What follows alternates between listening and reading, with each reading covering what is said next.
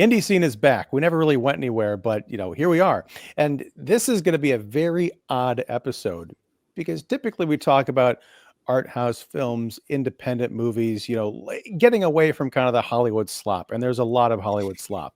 So we decided to do something a little different and talk about a movie from 1993 from Paramount Pictures, starring Demi Moore, Woody Harrelson, and Robert Redford, called Indecent Proposal. It was made for a modest budget at the time and went on to make a lot of money. So why is this being covered on IndieSeen? I have no idea, but we're going to talk about why that might be. And I think, Sujewa, you can talk a bit to that because this was your brainchild, and I'm fascinated by it because I really have a lot to say about this movie, the movie itself, and also kind of the meta context of the film.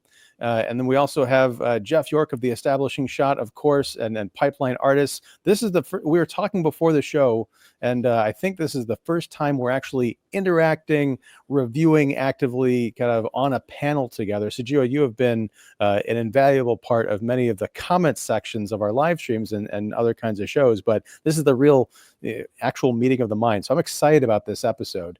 But yeah, well, first of all, it's IndieSeen, which we got to check in on. Sujewa, what is going on with your project 53 Spaceships, sir? A lot of good stuff. Finishing up the script, getting ready to shoot. Still have the camera. This is the one we're going with. Panasonic X1500. We're going to get the proper handle soon. Because it's so popular, it's sold out. So now if the tariffs are going to drive up the price to like $5,000 or whatever, maybe not. Maybe we'll have to go with the Canon XA70. We'll see. Yeah, getting ready to shoot, and hopefully within the next couple of weeks, we'll start rehearsing and shooting.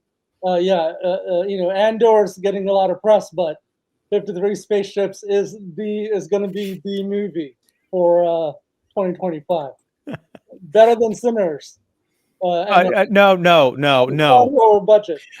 Fighting words. May I ask you, as a film critic, a fellow screenwriter, as well as a marketing man, what is your log line for your movie? For your pitch line, if you will. Well, I mean, the rough idea is, and I'll fine-tune it soon as I do fundraisers and all that.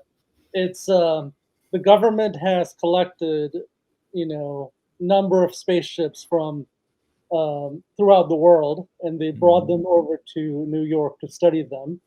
They've gone missing, so they're hiring cosmic disco detective Renee, who hears the background sound of the universe, which is disco, which shows up on Andor also.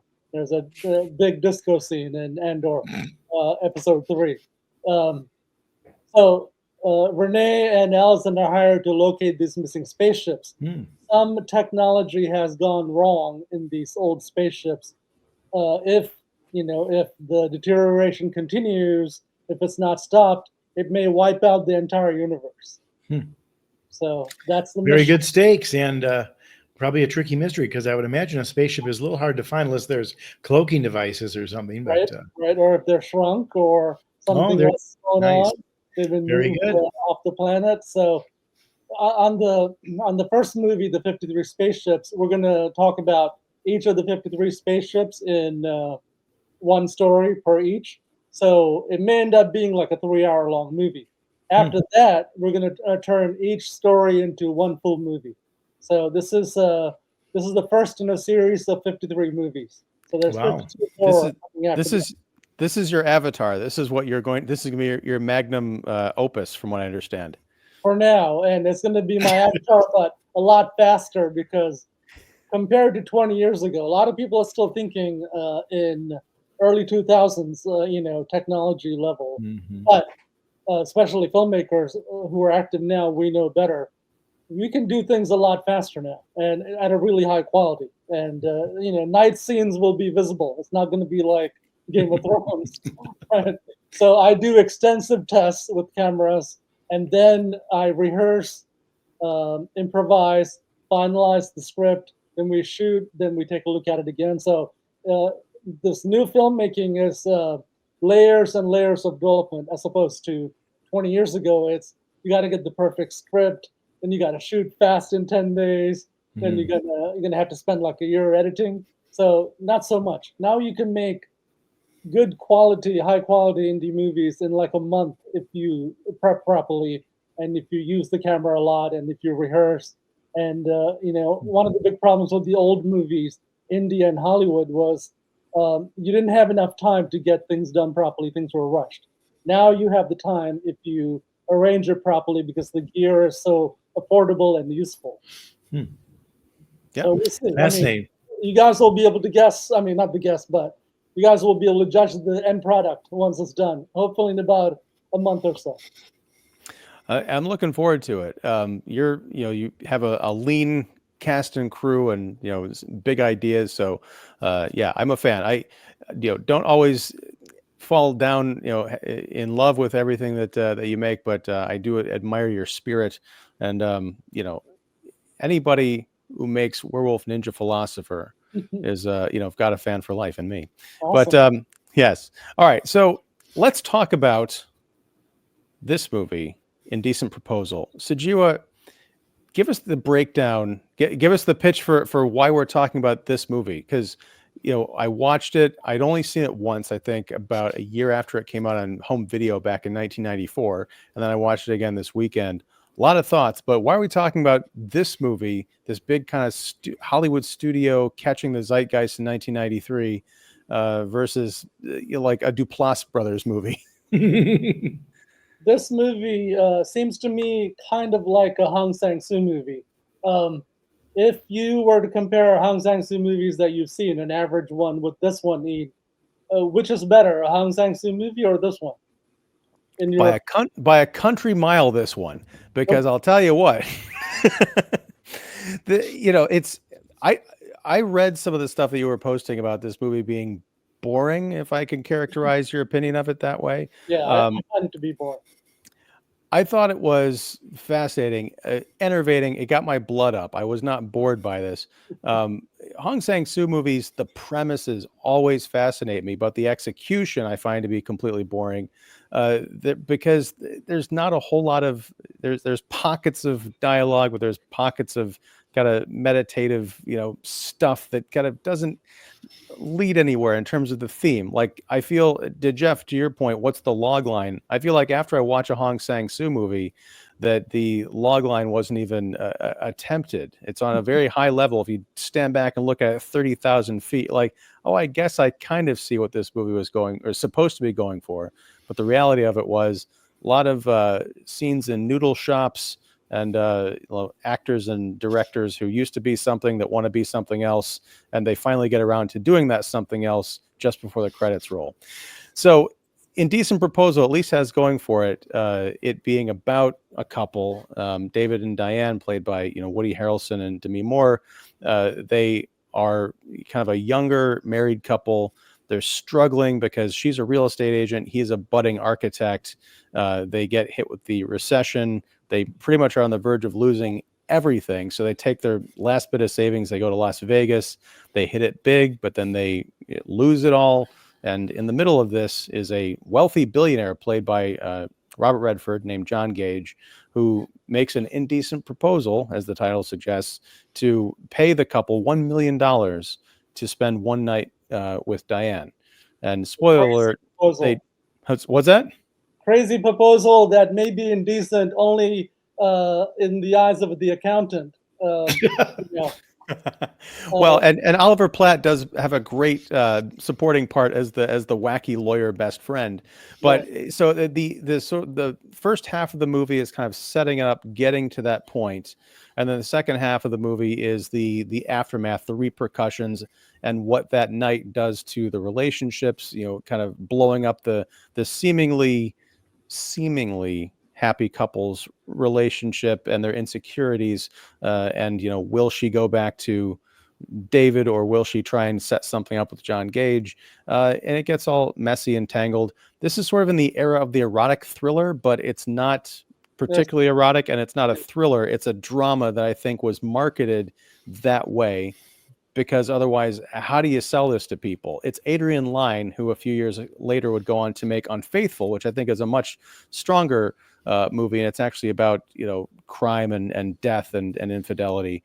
This was just, I don't know what this was. Like the Well, prototype for Bridges of Madison County. Yeah, he had one also thing made two about big. why. Okay, one sec. One more thing about why we're talking about it. It's basically a 3-character movie, right? It's a True. 3-character drama. If you strip away a lot of the extra stuff, it's 3 people having a conflict. The script, I mean, I don't like the script, I don't like the dialogue, but this is the kind of thing that indie filmmakers could make. The resources needed for doing a 3-character drama, which is what Hong Sang-soo does all the time. 3, 4, 5 people, and I've done it, and are not great, and so it could be done, and maybe better. Maybe an indie filmmaker could do this kind of story better, and the movie made $266 million apparently in 1993, if the reporting is correct, and maybe on like a $30-40 million budget. So that's interesting to indie filmmakers. This is something possibly indie filmmakers can do well and maybe have that kind of success. So that's why we're talking about it. Yes, and thanks for. I did get that from what you had said earlier in setting this up, but I'm glad that you articulated it so people can kind of understand where we're coming from. Jeff, you wanted to jump in with something. Well, I was going to say a couple things just based on what you both were talking about. First of all, more importantly, even than Adrian Lyne making a very good movie years after this, Unfaithful might have been the last great movie he made. He made 2 movies before this, which were very sexual and very much of the time. He made Fatal Attraction and he made 9.5 Weeks, both of which did not pull their punches on the sexuality or, dare I say, the danger sort of involved with them, especially between the 2 main characters. Here, I feel the whole movie was sort of like an insufficient proposal. That might have been a better title for it. The other thing I will say, having lived through this time period in real time as a young person, not just, you preteeners, there were many films at that time period which were pushing the boundaries of sex and sort of indie films, to your point, Sujewa, about sort of 3-handers or only a couple of people in them. Movies like Desert Hearts, The Unbearable Lightness of Being, done by very strong filmmakers with an indie spirit. And dare I say, I think much more emotionally complex and very sexy. And very adult. I mean, I remember watching those movies thinking, this is Henry and June, even as unsuccessful as that movie was because of its NC-17 rating. They were making an attempt to make erotic movies for adults about real people and sort of what makes people connect. Sometimes it's sex, sometimes it's intimacy, sometimes they're connected, sometimes they aren't.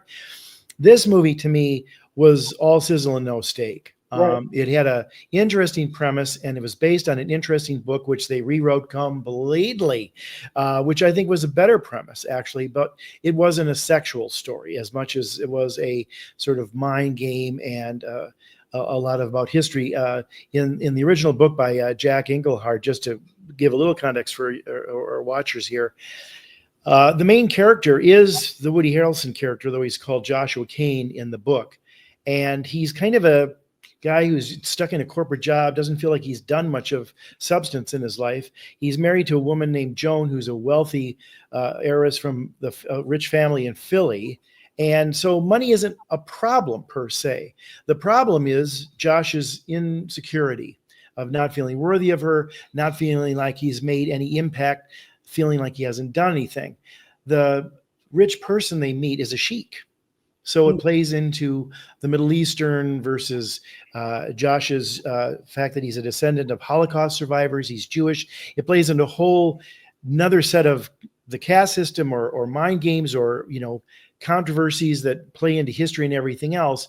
And the other thing I'll just say quickly about it is, the Redford character, probably because Redford wanted to play a nice guy in it, is very sort of sweet almost in it. And the Sheik is a little bit clever in how he's kind of playing the mind games with all of them, as well as what he's doing. There's a sex tape that he's created as a souvenir, which makes it a little bit ickier.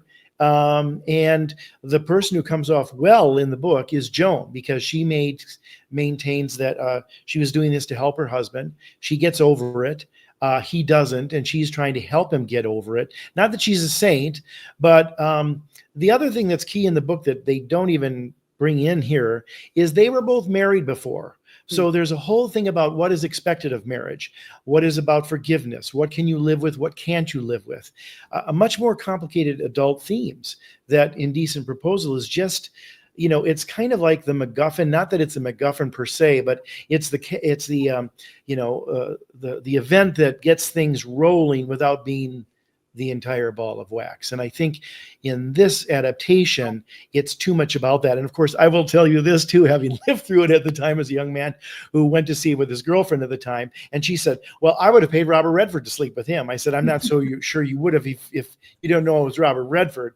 But that was a little bit of the general thinking of the movie at the time, is it failed on the other premise, because Robert Redford wouldn't have to pay anybody $1 million to sleep with him. The Sheik wasn't unattractive or uncharming in this, but he was an unknown entity. They didn't know much about him. They didn't know his background. It was kind of a proposal out of left field. And, in some ways it played off of all of their insecurities. But I don't know if Redford has any insecurity except for the fact that he is constantly wanting to tell people that he can buy them. Maybe not always, but are you talking about Redford or John? Are you talking about Redford John or Gage? John Gage? John Gage. Sorry, yes, Robert Redford here from here on known as John Gage. Sorry. The book sounds much more interesting. I thought the script was not done well, Jeff. I thought the dialogue was not good. Yeah. Just the script, how it unfolds, the inner lives of characters. They don't really seem to have any inner lives. The backstory of the wealthy person. Why would he? I mean, even if you're a billionaire, paying $1 million, you have to justify it to some people at some point, right? Right. Record keeping, etc. Go ahead. No, that's a good point. It was, I think, very surfacey. It feels like they didn't really dig deep enough, like I think the book definitely did. And I think this. Yeah, I mean, the book sounds great. I might actually put it on my list. And this is a case where maybe it's time for not a remake of Indecent Proposal, but an actual adaptation of the source material. Yeah. Like imagine if the English Patient director and writer team did this, right? That sounds like a thing they could play with. Yeah. But I thought you guys wanted this to be an entertaining movie. So I hate the English Patient. Written by a Sri Lankan guy, and he's a really good writer. That's fine. I remember watching The English Patient, and it's trying to like find a bus to jump in front of while also falling asleep. I don't recommend it. It's very hard to do. No, I haven't seen it, but read the book. You'll like the book. You'll like the prose, the experimental writing that he does. All right. Damn, 2 book recommendations. I love this. Yeah, Canadian Sri Lankan writer. Well, the movie that we do have to contend with is this, and I agree. I like this movie more than I think I did the first time I watched it. But the first time I watched it, I was probably 17 years old, and I was expecting like, oh, it's going to be like a Basic Instinct. It's going to be the promise of the big Hollywood star taking it all off. Yes, I was prone to prurient interest back in my teen years. I know, unheard of.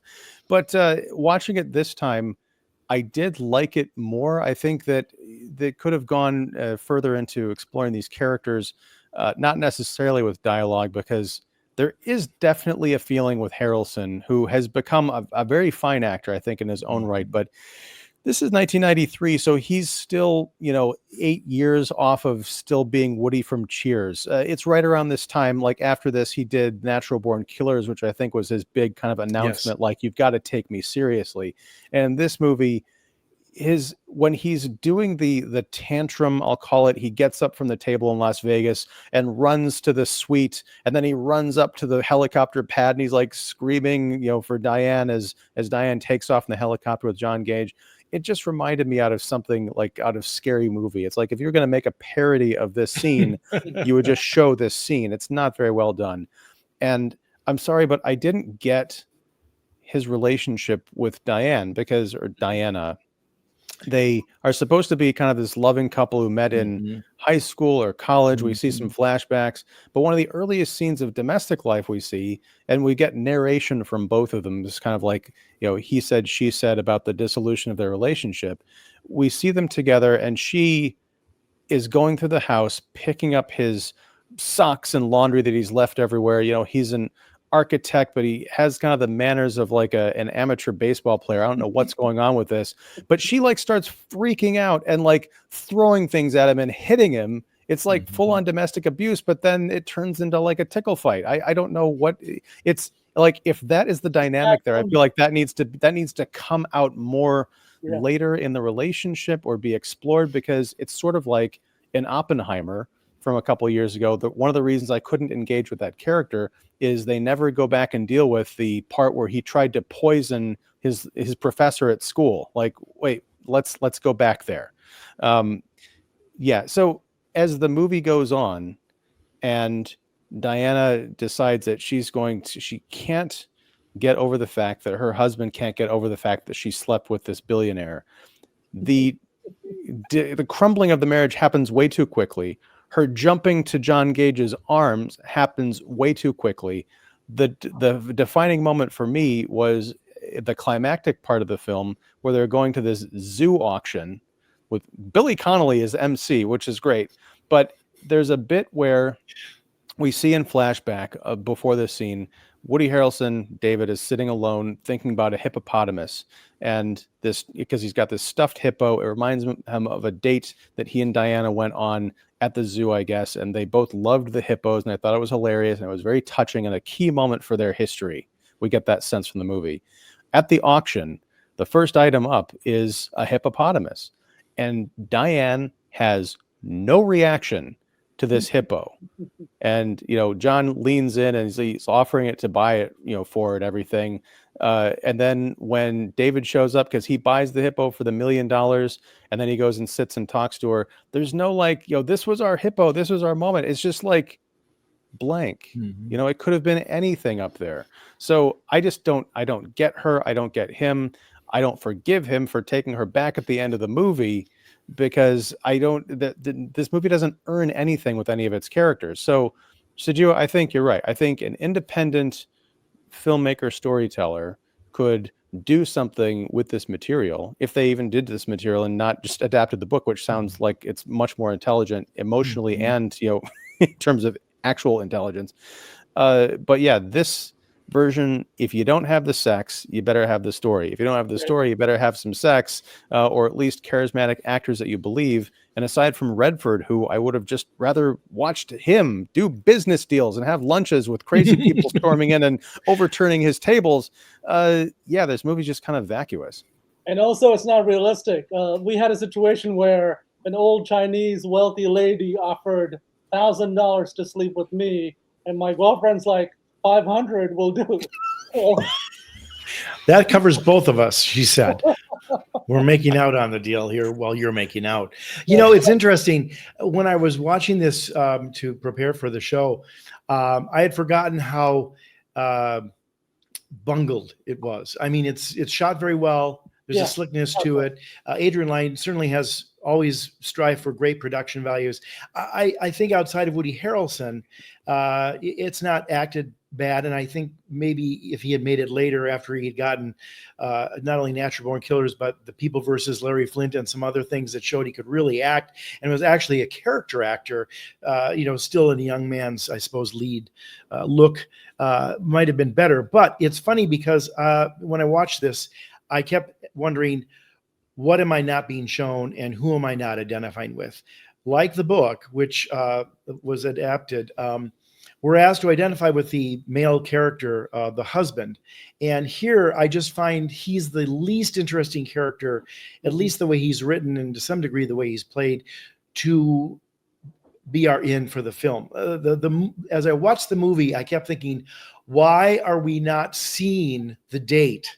We aren't seeing how Redford engages with her. And what I thought would have been an interesting angle on that, maybe it's because I've been through divorce and different things as a mature person now for how many years, decades. Wouldn't it have been interesting if they had shown that to us? I remember when I saw The Ring, it's like, wow, they're showing us the videotape 20 minutes in. Yay, I don't have to wait for this. Show us the date. Show us how charming Redford is. Show us how he talks to her for a while. And you almost say like, shit, I'd make love to him. And I'm not Demi Moore, I mean, you just want to like him and see what he's doing, because he's not just handsome. He's got to be more than that. And see her soften. But when Woody Harrelson asks her later, was he good? Was he good? Yes, it was good. It wasn't great, but it was good. Show us. Show us and tell us why he was charming and how he, wasn't trying to be Mr. Stubb, but, maybe he was almost like sweet, like Eric Stoltz to some goofy degree, and some kind of wonderful, or something that made him seem humble and more relatable to her. And that made her feel like she was actually in control. Now, here's the other thing I'm just saying, and forgive me for going on for another minute here, but I thought what would have been interesting in the movie, and if you're rewriting it today, just based on this screenplay, not necessarily on the superior book, have us see what happens. And then we see that she tells her husband exactly what happens, and he's kind of cool with it. Like, he ends up admiring her more. He finds her to be even more lovable. Well, that wasn't such a big deal. And, hey, maybe we were both divorced, or maybe we had other relationships, and, we're not perfect. And now we've got $1 million. This is cool. But then have one detail stick in his craw. They did something easy in the book where, he's keeping souvenir tapes. How skeevy. But have one little detail stick in his craw that he maybe can't quite get past. And it starts to just nag on him. And then, even though she's been totally upfront about it, there's some little piece he won't let go, his ego, or some little part that he feels infringes on his own thing or whatever. They've got the money. They've got a good relationship. They're honest with each other. And yet something happens. Or maybe he's thinking about it and affects other stuff. The fact that all this is kept off screen and we're only based on sort of an unreliable narrator, is she telling him the truth? She hasn't told him anything other than it was good. Why are we left with all those questions? You look at Redford and go like, well, I'll bet he was one hell of a lay, but we don't know, because the show doesn't have the balls to tell us it and show us it. Well, it's kind of absurd. Well, I think, go ahead. Sorry. Okay, one related thing. Thanks. This feels like an improvised movie that they bought the rights to the book. They just worked off of the fame of the book, but the script feels like, I've seen improvised indie movies, and when I mentioned Hong Sang-soo, he does a lot of last minute writing and a lot of semi improvised movies that Ian knows about, and Ian doesn't like them for good reasons. And so this is the feeling I get, all the undercooked elements of it.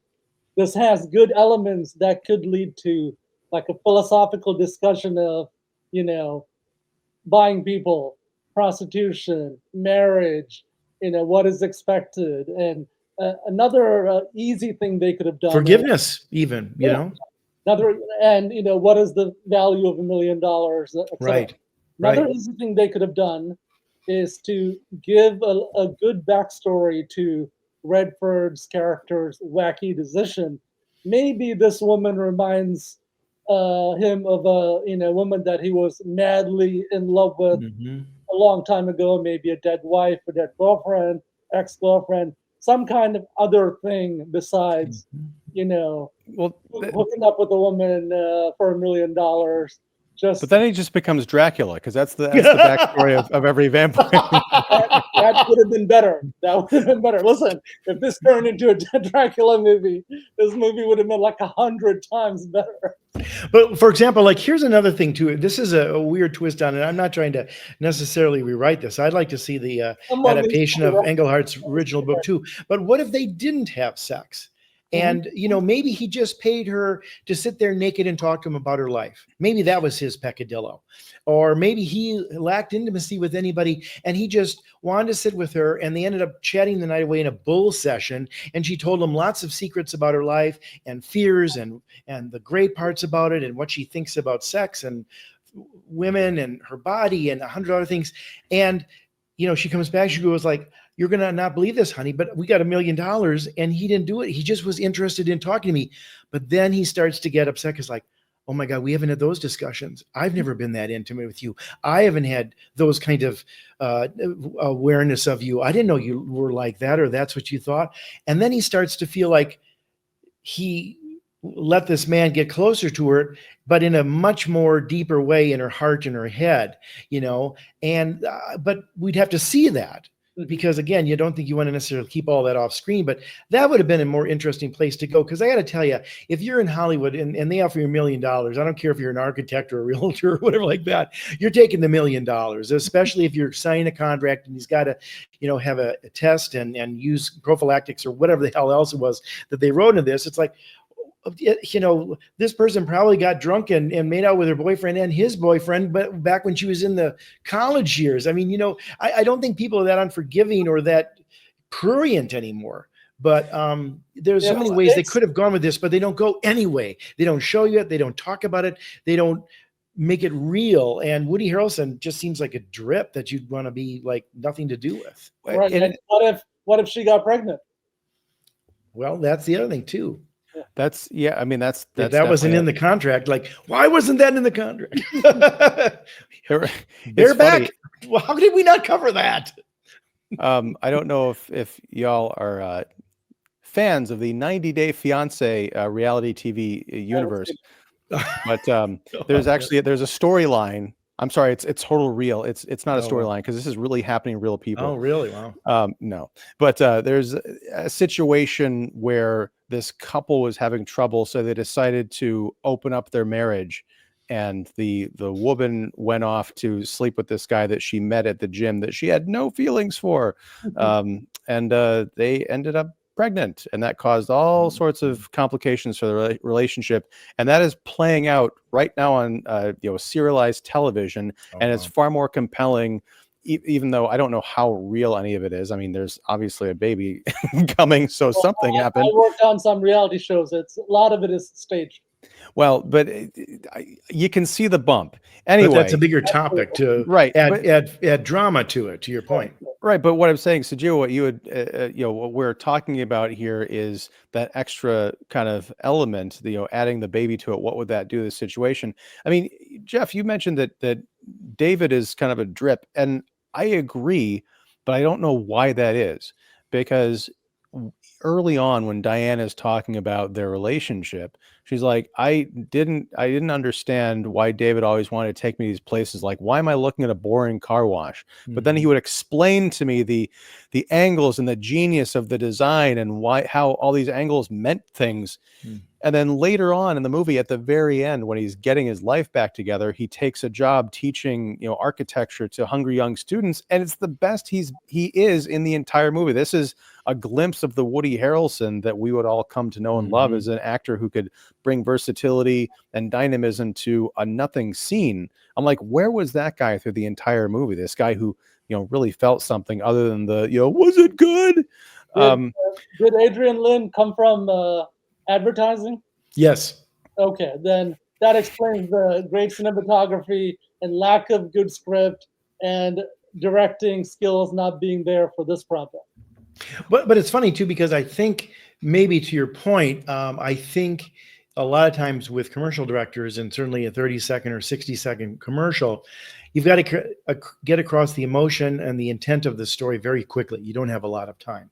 Mm-hmm. And I think what Adrian Lyne might have done here is direct him to be too broad too fast. Yeah. I think if he had been simmering a little bit more, I'll give you just one comparison.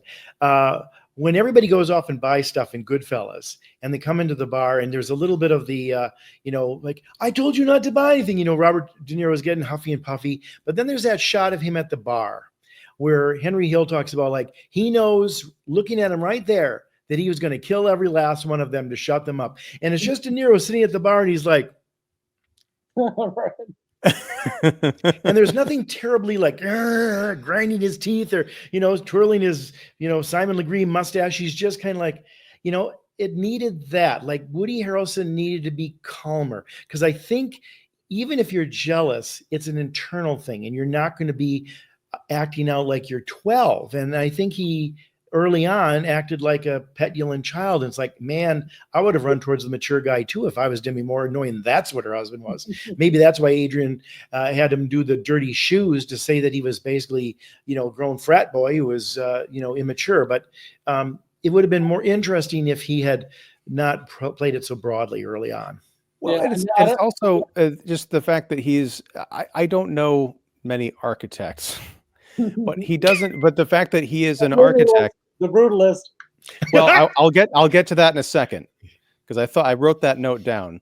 But Harrelson just does not strike me as an architect. He's very slovenly. He's overly emotional. I just get the feeling that you look at oh my gosh, why can't I think of it? Death Wish, Charles Bronson playing an architect. That's Yep. Yep. He goes off, but he's like, kind of blank-facedly shooting people in the subway or whatever. He's not, Patrick O'Neill in the episode of Columbo where he kills the financer. He's implacable right through the very end when he's caught. He's like, "You're very good, Lieutenant," because architects have to put up these billion-dollar buildings. They don't have time to sweat every detail with a crying fit.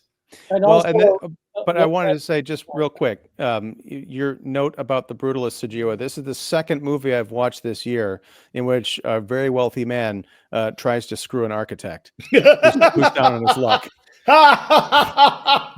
also, On the floor as well as his luck, but yeah, part of the narration early in the movie, their architect character, Harrelson character, says there was a bunch of real estate stuff he didn't understand. What?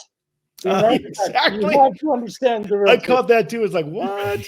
No wonder you don't like this guy. This marriage is over. You married a fool. Right.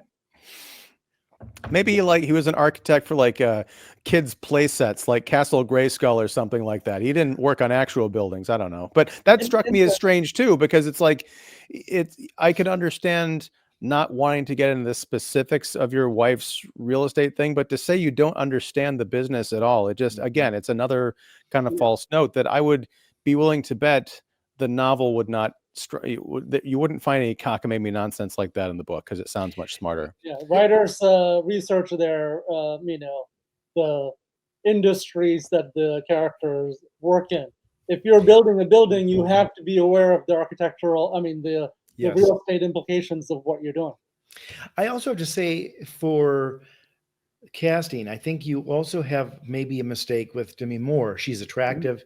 I think she's a capable actress. But one thing that Demi Moore has always played outside of About Last Night is this anger. She's always angry in movies.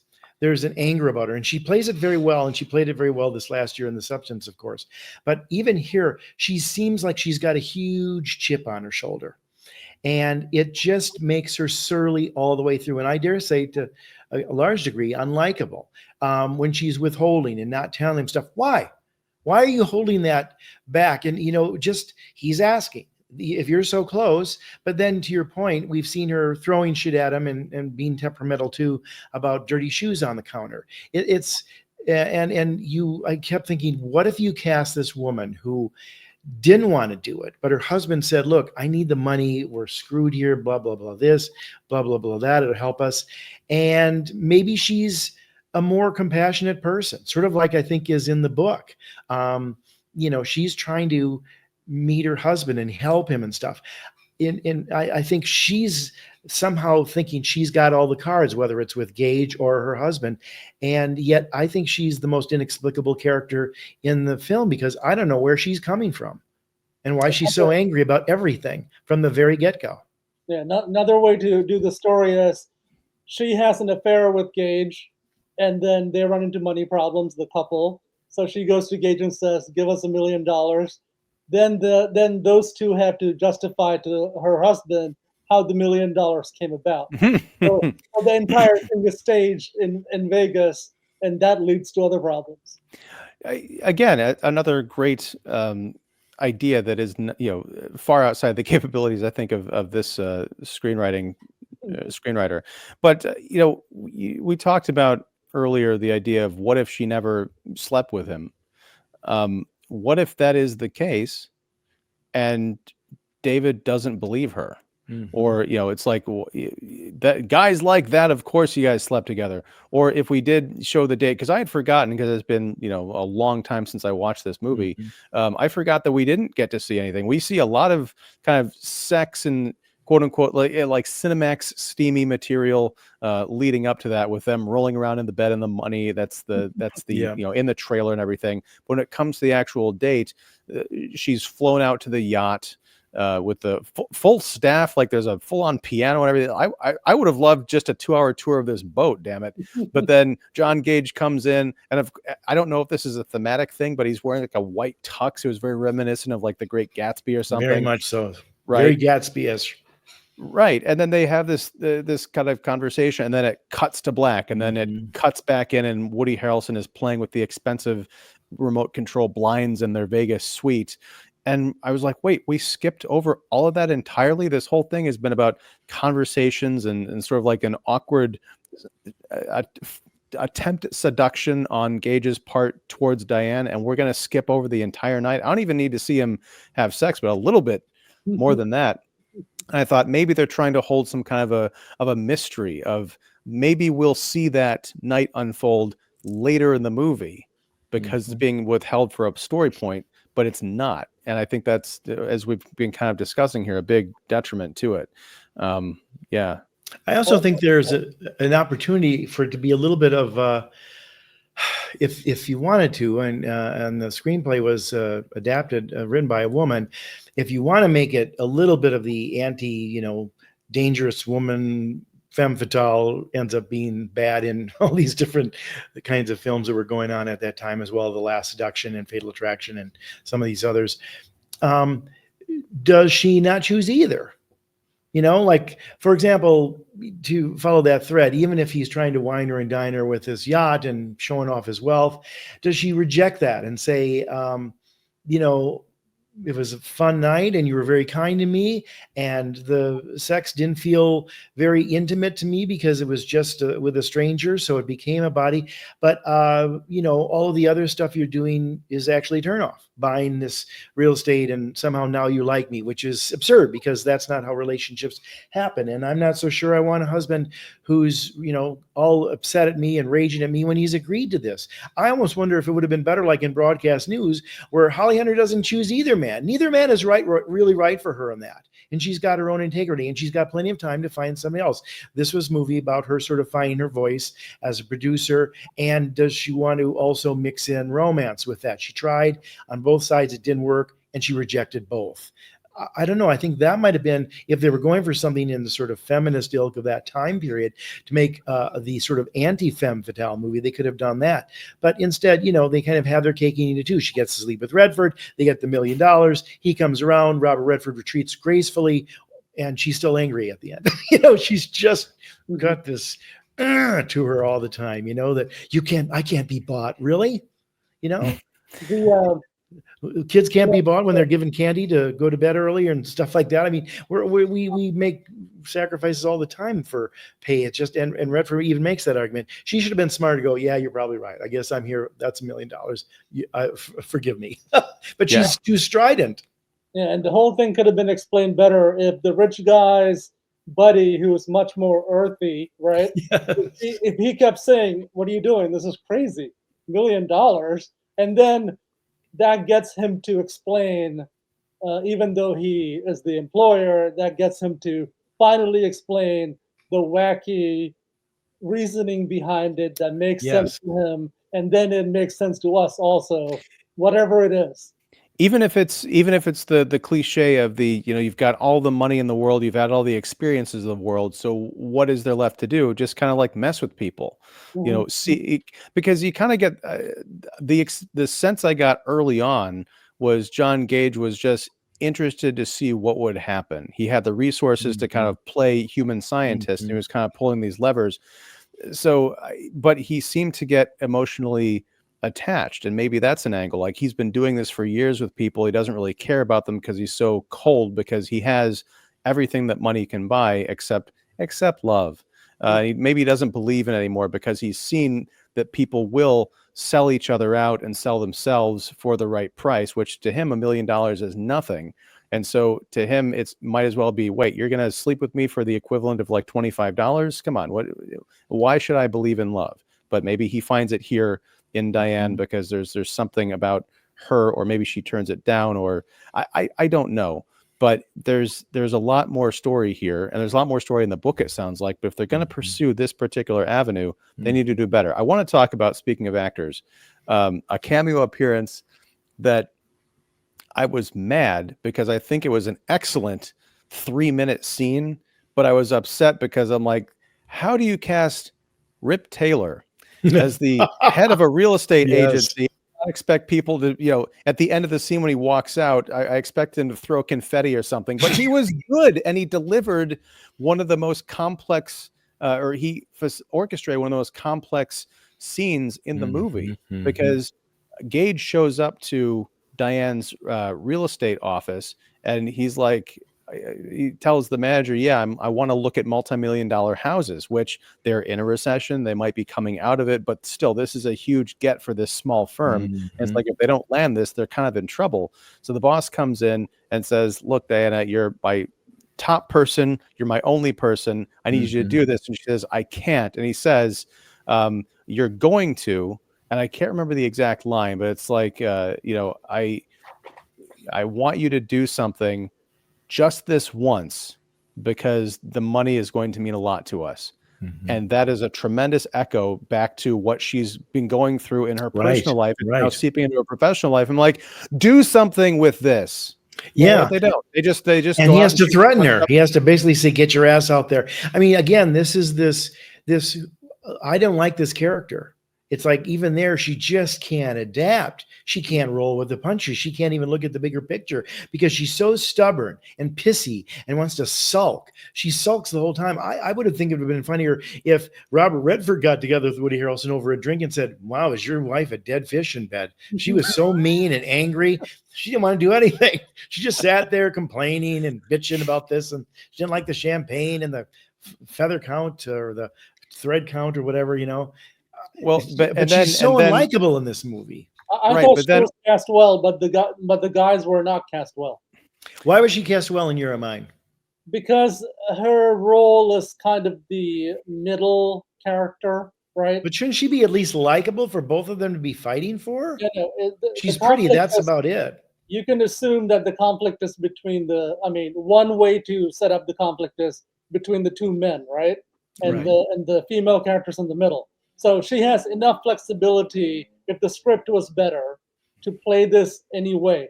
But Redford, I think, was completely miscast. He is too charming, comes off. He doesn't need all that shit. Some person, right. Too good looking. So he becomes entirely unbelievable. Yeah. You need someone who's rougher around the edges, who has a sinister aspect, and maybe a dark intelligence that well, that's what the Sheik does in the book. The Sheik pulls out this tape like, "Hey, I've got a souvenir of what happened. You want to see it?" And of course he does, and he's playing he's playing mind games with them, like, look what, and not only look what I did, this is what I get out of it. This wasn't covered in the contract, but also, okay, I'm going to show you it, and now that's going to be in your head the rest of the time. Yeah. And that's almost needing the character to go away. Instead, it's like, let's turn it into a love triangle. But it really should be between that couple. Let me ask you this. Was there anything on the tape? Yes. Damn it. Because I think that would have been an ultimate like boss power move. Like, I've got this tape without even having to show it or say what's on it, but just to kind of strike that fear. Right. Sorry, Sujewa, go ahead. You already say it. So one other thing, I thought Harrelson's character was probably the least well developed, right? And neither of these characters, none of the three were really well developed. Right. And maybe they should have definitely gone with a different actor for Harrelson's character. Do you guys know the European director Haneke? Oh yeah, Michael Haneke. Yeah, sure. Haneke would be a good director for this kind of. Oh my gosh, yeah, he would have been great in this. Especially the original. I mean, look at Cachet. Look at what Cachet exposed about that marriage. You think it's all about this childhood event, but it's really about that marriage and what's going on there. To your very point, I mean, I think another American director who could have done wonders with this kind of material is Noah Baumbach. Look at The Squid and the Whale, what he did there. Like, okay, Jeff Daniels is charming and he's smart, and you hear these terrible stories about him from Laura Linney, and then you realize, oh, he is that, because Noah Baumbach does show you that. Or even Marriage Story, where they're both sympathetic, but they're also both have problems and they're peccadillos, and it's you get a full sense of them, and sometimes people just don't get along anymore.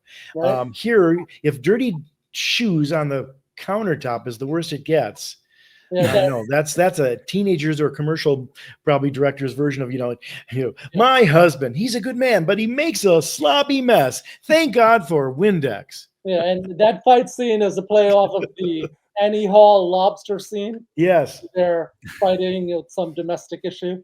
Yes. One thing I wanted to say, what was the thing I wanted to say? Anyway, it'll come back to me. Go ahead, Ian. Well, I wanted to say, you were talking about people being miscast. Sujewa, you liked me more in this movie. I'm between the two of you. This is a love triangle after all. But no, I think with a better. I thought Moore was okay. I mean, not horrible, right? Yeah, Sure, yeah. and I like her and she's a good actress. I even liked her in this, except I think we all agree she does have that kind of anger that Jeff is picking up on, but with a better script that does something with that, I think we kind of dissolve that miscasting issue. I think she's fine for the story, but there has to be a story here. Now, if you want to talk about an actress that I think could have pulled this role, the problem is she's a little bit, I think, even in 1993, a little bit older for this role. Joan Allen. I think she was, is, very attractive. There's kind of an alluring, she's not a bombshell knockout, but she's a very attractive, lady that I could see someone, like billionaire who's used to having supermodel arm candy on his, arms and everything, finds this woman who's in Vegas with her husband, and she's, kind of got that girl next door mom hot thing going on. I wonder if I could mess with her, and maybe she kind of softens him in that conversation on the yacht. If we get to see that night that they spend together and she gets Redford's billionaire character to open up, I feel like Joan Allen could be that person to get him to open up, and maybe they even have sex. Or maybe they don't, because she convinces him, like, I'm more than just a pretty face and you're more than just a guy who buys people. But then they go back, the money's deposited in the account. She says, honey, I didn't even have to sleep with him, but Harrelson, being the dim bulb that he is, like, of course you slept with him, and that's what destroys the marriage. Or I think this is something that you said, Jeff, earlier on. What if everything kind of works out, but there's that splinter that causes things to fall apart? Maybe the splinter just is the fact that everything worked out. They got the money, they got to build the house and the architecture firm and everything, but because sort of cosmically they violated the sanctity of active marriage. Like, you're not supposed to do that, to take that shortcut out. It's supposed to be a commitment that, let no man tear this asunder. That ends up kind of biting them. I don't know what angle you'd introduce there, but just to say, yeah, this was a little bit too easy, but it's, kind of I don't know if it's a mortal sin or whatever you'd call it, but it's just, you're not supposed to do that. Even if you get everything that you want, supposedly there's going to be something that punishes you. That turns into a bit of a morality play, but it'd be a different angle than here. Yeah. Sorry, go ahead. I have two items to add. No, that was great. Pulp Fiction came out in '94, 1 year after, and that's a noir comedy, but one of the primary things that delivers is the dialogue, right? So this, people dealing with their morality and buying people and all that, it's a noir. It's basically a film noir setup, right? In an earlier time, this could have been done as a film noir. And with rich dialogue, this could have been a very interesting project with the good cinematography, of course, and different casting. So this is like they could keep more, but they would need a better script. They need a better director. They need the two guys to be recast. And you know what? One thing that would have fixed everything a little bit better. Just have the Redford character be maybe even a lot older, visibly older, right? Like a 70-year-old guy, right? Who has the money, but who can't naturally attract 20-something-year-old lady anymore. Just real quick, when you said that thing about Pulp Fiction, Sujewa, I was just imagining how great it would be with, on that yacht over dinner, Redford is trying to impress Diana with how worldly he is, and he leans in kind of conspiratorially and he says, hey, you know what they call a quarter pounder with cheese in Paris? Sorry, go ahead, Jeff. No, I was going to say it would have been interesting too, because I think a more mature filmmaker, screenplay approach from the actors, to your very point about conversation and dialogue, Sujewa, about really what is connection, could have been explored here much more interestingly, with A lot better dialogue, a lot more invested. I keep thinking of the word intimacy. And early on in the movie, she goes, "It's just my body. It's not my heart. It's not my soul," or whatever like that. But what if he got to her on her heart and soul level and never touched her body? And what if he's the devil? Well, that's the sinner's version of it, if you will, maybe. But I mean, I think what's interesting is like if ultimately, to your point, Ian, I mean, what if she came back to your point, if she was like Joan Allen and they just had this fascinating conversation, it was really interesting in all this, and he liked her so much that they gave her the money. This was satisfying without me even having to touch you. I just connected with you more than I have with a woman in a long time, and it's the best 7 hours I ever stayed up talking all night. And the husband's like, wow, I didn't have to worry about anything here. This all ended up being good. Wait a minute, you talked for 7 hours? Oh shit! Well, you told him what? I never heard that story. Well, and then he realizes she was right. And yet the great clever thing about this guy is he didn't take her and wine her and dine her on a yacht with all staff. He took her up to a basic suite in the hotel and just sat and talked with her with a drink in his hand. And they talked for 7 hours. And he asked her about herself. He asked her what her day was like, what her child was like, all these things that somehow the husband has forgotten over even 3 years of marriage or 6 years together because they were high school sweethearts and you get used to people. There could have been so much more there. And that's one of the movies that I think women would have been saying, honey, see, we got to go see this because that's what you don't do anymore. You never ask me about my day. We don't talk about it for more than 10 minutes over, dinner prep. And then, you're off to the races with your sports or whatever else. That would have been so much more fascinating story about what is intimacy? What is connection? $1 million, what does that buy you? He paid for it because he got 7 hours of really knowing somebody that, I'm sorry, having sex with them for 30 minutes would not have been able to tell him. Or 25 minutes, 20 minutes. I love that. You call the movie Intimate Proposal. There you go. Right. There you go. So the movie becomes My Dinner with Andre, except with a couple. Yes, my dinner with Redford, and oh my gosh, the entire movie is the conversation that they have that we didn't see. That would be like 1,000,000 times better. Sure, yes, really I love would. It. All right, it's kind of a cheat that they don't show any of that. That's right. Totally. Well, we are just about time here. Real quick before we go, I wanted to mention, because I wasn't sure how indie we're going to be able to talk about that, and in fact, we ended up talking about. I think in a roundabout way, how the independent film sensibilities, the people who really care about character and story, because financially that's all they have to build their house on, right? And dialogue. We talked about that for an hour. I was wondering if we could talk briefly about, do we have any thoughts on Sundance? Redford's Sundance Film Festival, the institution, is moving out of Park City, Utah, and in 2027 is going to be in Boulder, Colorado, I believe.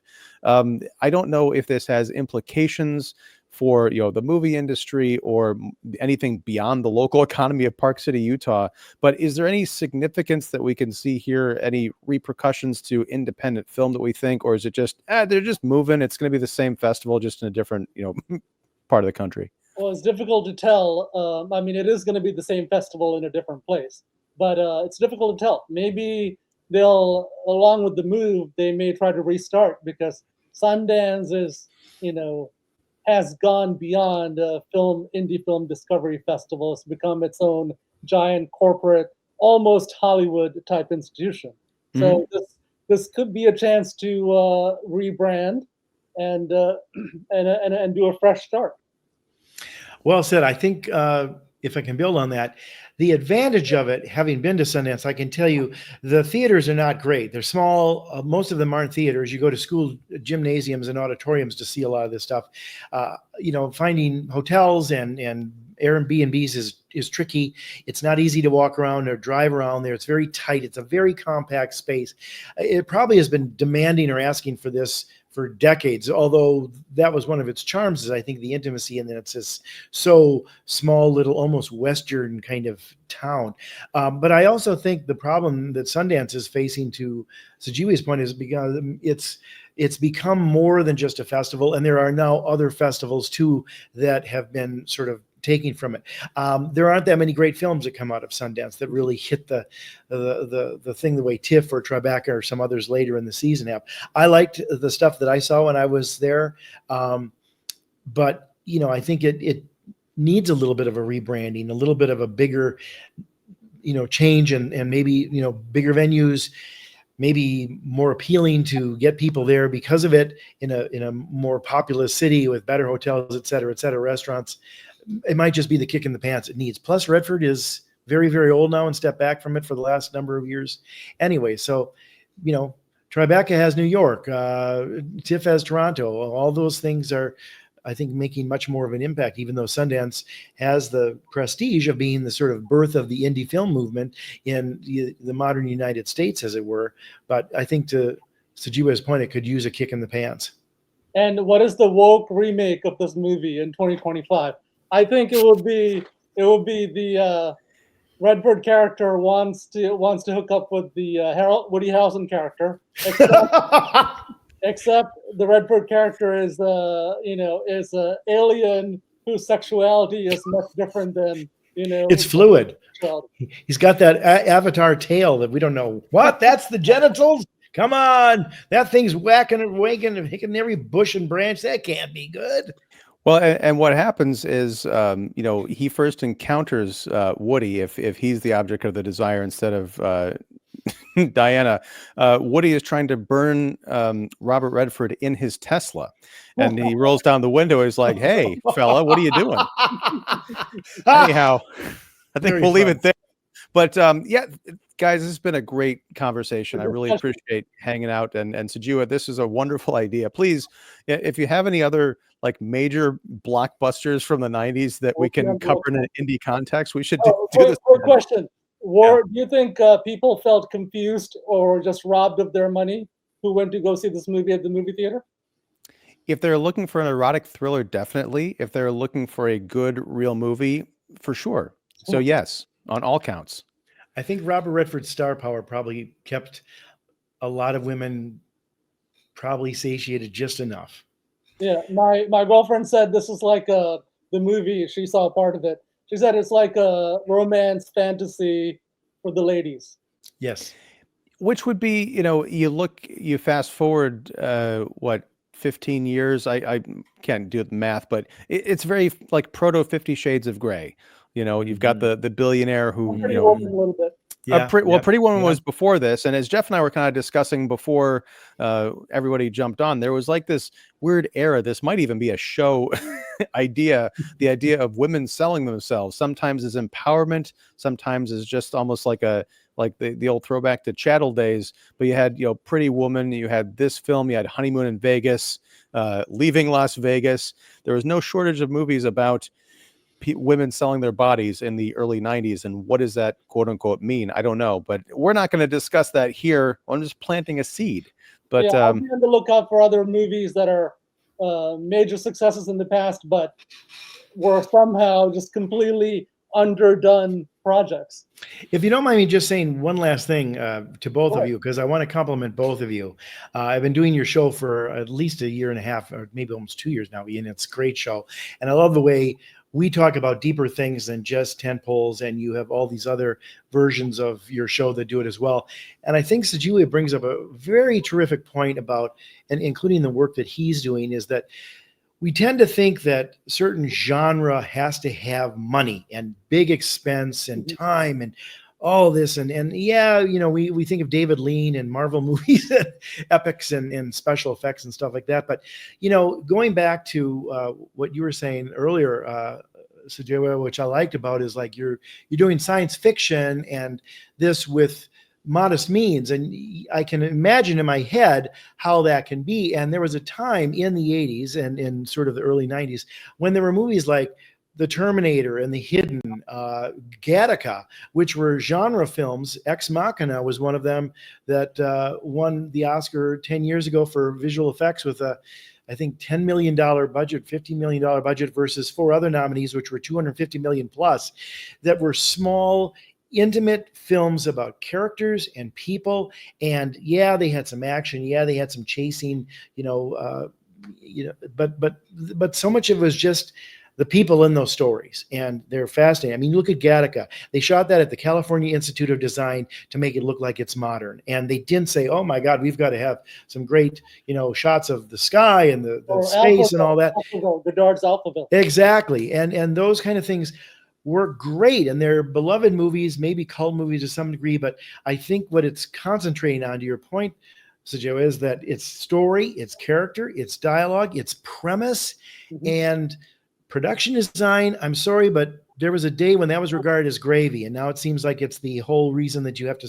The only reason you can start it is if you have the money for that kind of stuff, and it doesn't have to be. Yeah. Making micro budget, no budget sci-fi movies now, after really looking into it, the sci-fi parts are easy to do now because of stock footage, a lot of the effects that could be done relatively low cost. But what really works is the character, the dialogue, the conflict, the surprises, the unpredictability, which this movie, this movie lost out on all that. Somehow they pulled, the marketing was so good, the premise was so good, they pulled in $266 million. But so Joey, I told Ian that I said that Sade tune, "No Ordinary Love," that they used in the trailer was sexier in the minute and a half for that trailer than the 2 hour plus of this movie. Yeah, when that segment was on, I told my girlfriend, this is a subordinary love that we're looking at. No ordinary in the sense, it's not even rising up to the middle. So I think that's the title of this episode, Subordinary Love. That's right. Nice. Yes. That we were able to talk, so much about this points out that there are a million different ways half-competent filmmakers could have taken this. Yeah, indeed. Well, we're gonna leave it there. So again, thanks guys for hanging out and talking. What's that? Well, the three of us will do another show when we find the right subject. Yes, definitely. But folks out there, if you enjoy this show, please like and subscribe and all that good stuff. Ring the bell for notifications.